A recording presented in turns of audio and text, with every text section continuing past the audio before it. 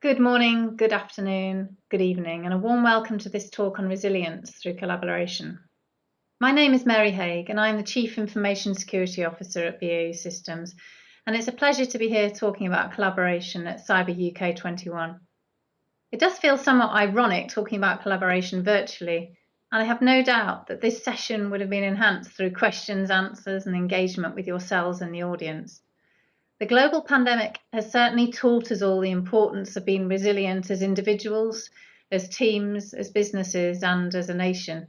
And I do think that it has shown us both the role that technology plays in our economic and personal resilience, and the importance of the resilience of our technology in and of itself. Some of the key attributes of resilience are agility, adaptability, and collaboration, which will often drive innovation in the toughest of moments. And this remains true whether you're dealing with a global health emergency or a cybersecurity incident. With BAE Systems, one of the best examples we saw of this was where engineers from across our business, from design to manufacturing, came together to develop the air care ventilator in the early stages of the pandemic last year. Thanks to an incredibly dedicated and talented team who work day and night to draw on the advanced engineering and manufacturing expertise we have at BAE Systems, we went from a concept to a functioning design in just a few weeks, something that typically would take up to a year. And what's key about this story for me is the way we collaborated in ways that just would not have happened were it not for needing a national response to a pandemic. Collaboration within cyber is just as important. Cybersecurity is a complex topic where we face incredibly capable adversaries, from cyber criminals intent on extorting businesses' data through to nation states intent on conducting espionage operations. And whilst we're a defence organisation who actively competes against others within our sector, we have a common opposition to those who seek to do us harm, and therefore we must and do work with our peers within the sector to collaborate on threat information. From the NCSC's own information exchanges to private relationships that exist between people in my team and others within the security community, these people-based relationships are key to getting information where it needs to be. Technology clearly has a role to play in terms of automating the flow of intelligence between cyber defenders, including those threats that are specific to a sector. Technology continually evolves to help our teams of cyber defenders share increasingly complex signatures with each other, often in near real time. But what's key is the people and the processes that make this happen. As both a defence prime as well as a cybersecurity organisation, we know the importance of sharing threat information as quickly as possible with those in the trusted community. Individually, it's unlikely that we will have the whole picture. But the more we can collaborate and work together, the easier it is to be able to respond to the threat data by translating the various pieces of data into usable information. It may be an overused cliche, but cybersecurity really is a team sport. From those setting strategies, policies, and frameworks to those conducting forensic investigations into a computer's active memory.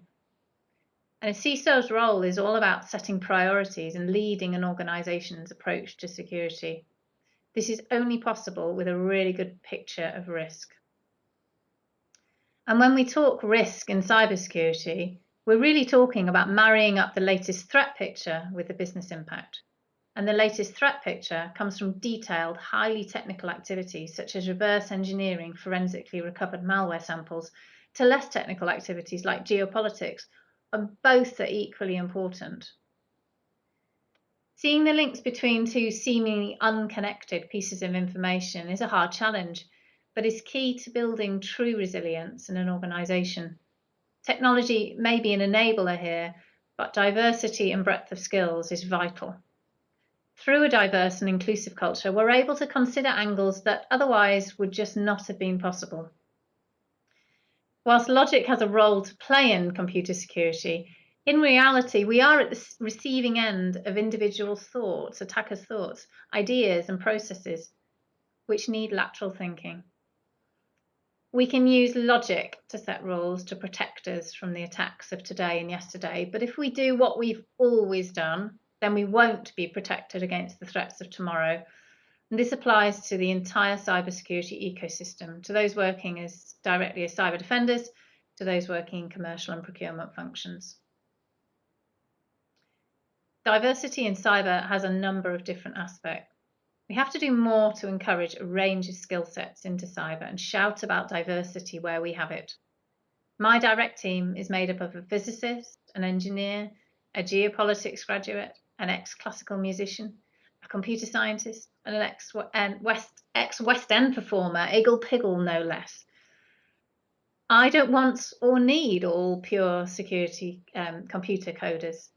And I don't think that message has fully got through to our pipeline of talent from schools or universities.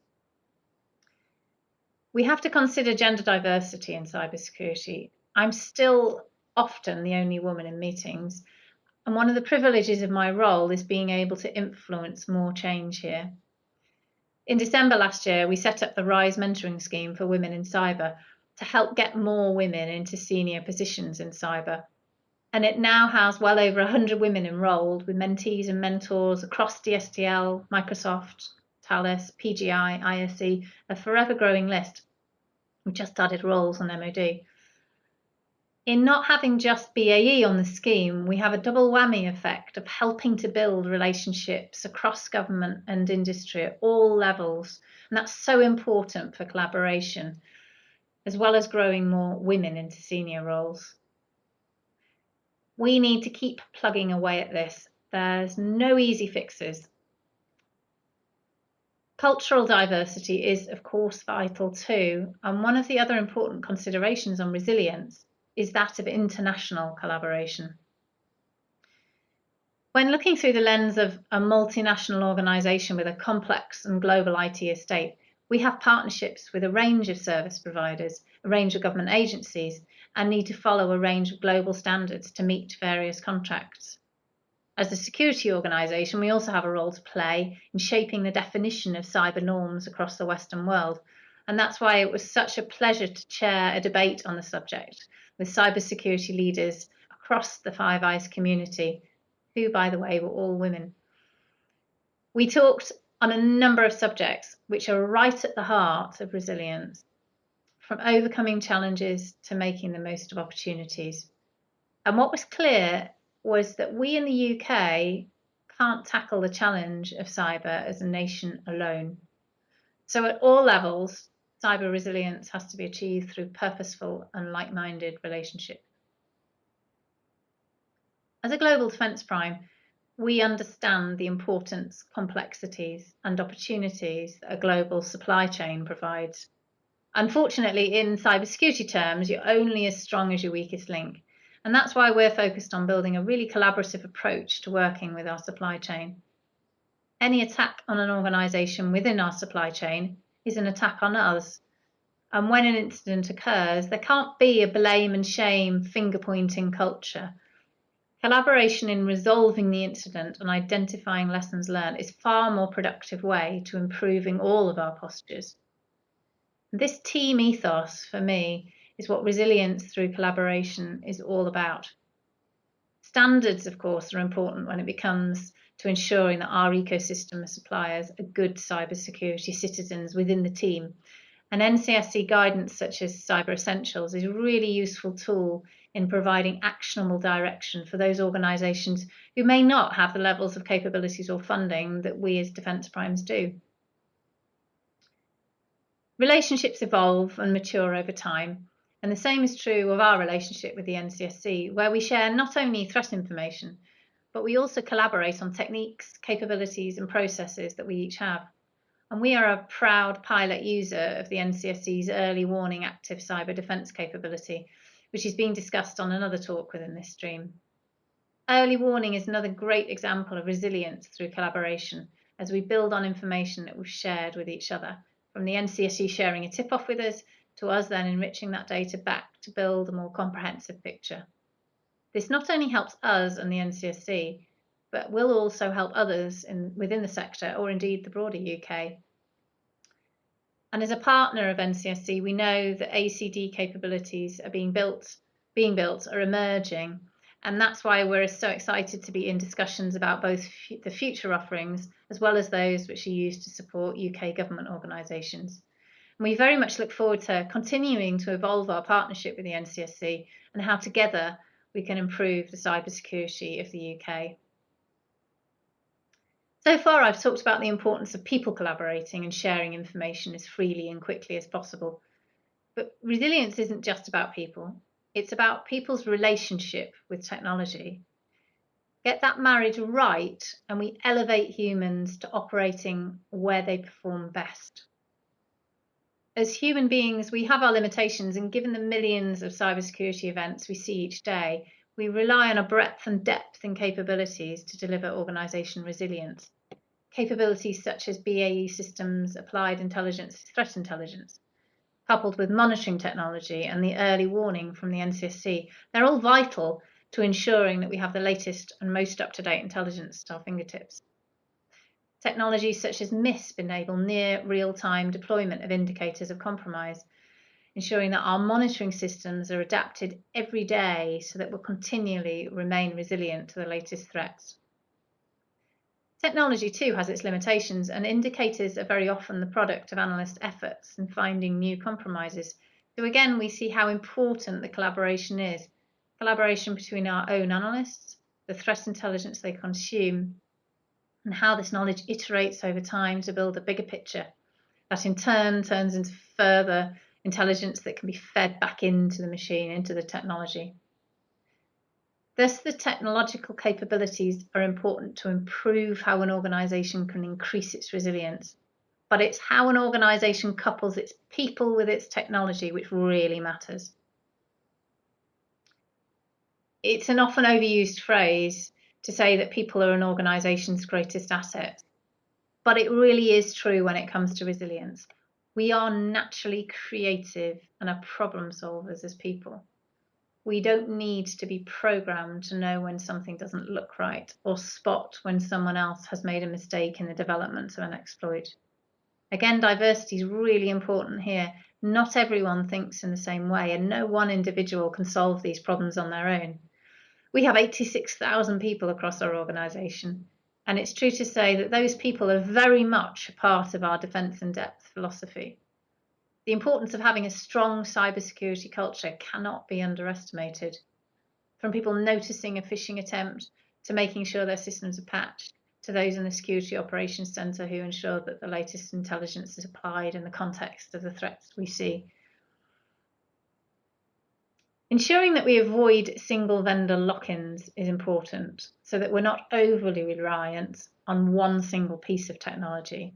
And we've seen in the press the serious compromises over the past few months with major enterprise software, including those that organisations use to protect and monitor their IT and networking estates. This doesn't simply mean that we put in two different firewalls from two different vendors. It means that we ensure our network monitoring capabilities work in tandem with our firewall technologies, alongside how we administer user accounts, alongside our network defence teams. Ultimately, cyber defence is complex and it needs leadership and constant adaptation in our technology, our people and our processes to ensure that we remain resilient. And the range of technologies that we deploy are there to ensure our people have the best fighting chance to find the needles in the haystacks and the emerging threats when they surface. Beyond technology, it can be argued that to be resilient as an organisation requires a resilient mindset and strategy. Setbacks happen and organisations are unable to forecast everything years in advance, so we must and do plan for the worst. From incident response exercising to increasing awareness in our organisation at all levels, making sure that people in our organisation are prepared for incidents to occur is key. Of course, we hope we don't become a victim, but hope is not a strategy. To quote Benjamin Franklin, to fail to plan is to plan to fail. And in BAE, we have that mantra when it comes to resilience within our cybersecurity. We actively look for compromises. We log data so that when we do detect a compromise, we can understand what's going on in order that we can contain it. We have incident retainers in place so that we can call in subject matter experts to forensically investigate that we can put our plans into action and respond accordingly. We have up-to-date and constantly refined incident strategies and plans so that we know who the stakeholders are across our business and within our ecosystem, so that we're prepared for when things go wrong. And the last thing any business should do when they've detected a compromise is to scrabble around working out who to call on and who to bring in. Time is of the essence when it comes to resilience, and making sure that everyone is clear on the part they play and how they collaborate together is key. And once the dust has settled on an incident, look back, learn lessons, be honest with each other, and most important, apply anything that's been learned. The approach of ensuring that an organisation is prepared doesn't just lie within the cybersecurity teams. It must be led from the board level down. Ensuring that a business can operate through challenging times is second nature to CEOs and CFOs across the globe. And enterprise cybersecurity is just resilience against one of a number of corporate level risks that every business should be prepared to invest in. It requires hard work, collaboration, and financial investment in having the right teams and the right technology in place. It's not something that you can just insure against and hope for the best. Insurance won't help with reputational risk or prevent data from being leaked. In conclusion, resilience at its core is an organisation's ability to recover and respond to an event such that it's unnoticeable to most. Cybersecurity is a team sport at its heart, which requires both logical and lateral thinking. There are no quick fixes here. It's continual graft, being really persistent and structured in your approach to improving security posture. And any hard continual graft requires stamina, and in my experience, feeling part of a team with a bigger, higher purpose increases that stamina, energy, and enthusiasm. Through collaboration, we can remain resilient and ultimately achieve the aim of making the UK the safest place to live and do business online. It's been a pleasure talking to you today. I hope you found my talk interesting, and I look forward to meeting with many of you over the coming months, maybe even in person. Thank you.